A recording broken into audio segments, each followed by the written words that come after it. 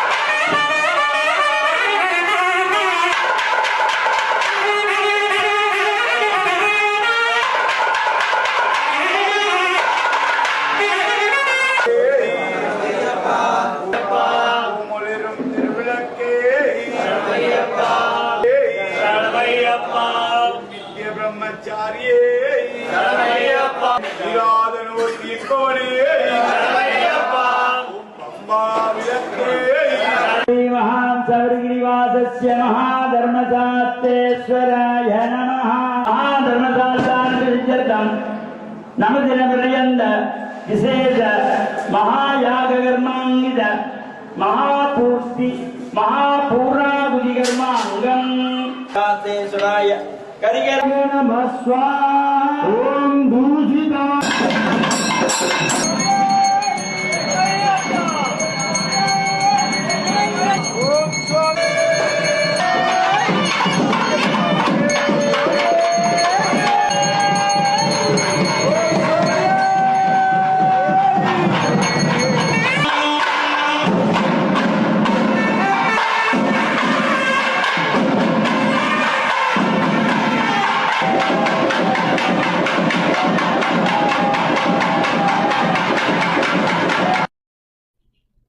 இத்துடன் இந்த செய்தி அறிக்கை நிறைவு பெற்றது.